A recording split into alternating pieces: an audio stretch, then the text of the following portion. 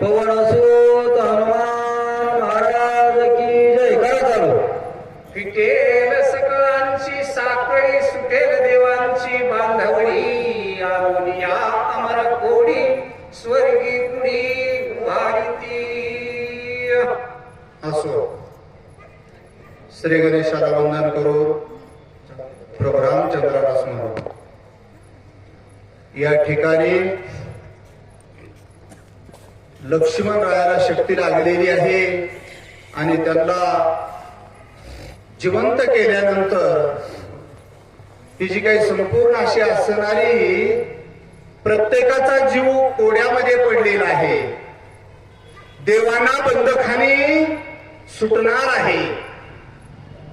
33 कोटी देव या राजा रावणानं जी काही विळख्यामध्ये गुंतवून टाकलेली आहे. हे सगळं कार्य होणार आहे.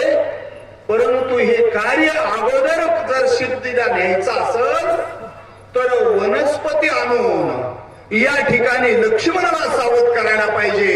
तरच पुढील कार्य सिद्धीला जाणार आहे. सासर सावला वानर करुण राम नामे पुकार काय बोलिला उत्तर श्री रघुवीर परिसत.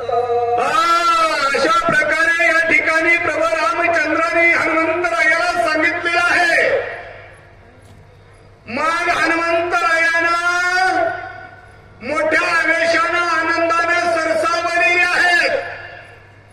कशाला सरसावलेले आहेत?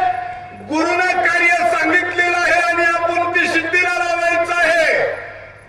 हे सिद्धीला लावण्याकरता हनुमंतराय मूर्तिवान झालेले आहेत. बोला हो टांगण श्रीराम चरणा करुणा वादला जाणा सावधाई कर गुणंदना विज्ञापना हे माझी. तर हनुमंतराय म्हणून लागलेले आहेत. ए रामराया सावधान ऐका म्हणले. ही माझी आज्ञापन आहे. माझी विनंती ऐका. स्वामी एवढी कोण चिंता दिव्य औषधी समर्था सारिका दूता सता क्षणार्धता आणि हनुमंतरायाला त्यावेळेस आवेश आलेला आहे. आवेशाबरोबर त्या ठिकाणी अहंकार आणि गर्वही आलेला आहे. ओ रामा, तुम्ही कशाला काळजी करताय? एवढं मोठं दूतैन तुमच्या मदतीला. बोला ऐके नरवीरा पंचानना जनी विकळ करी सीमणा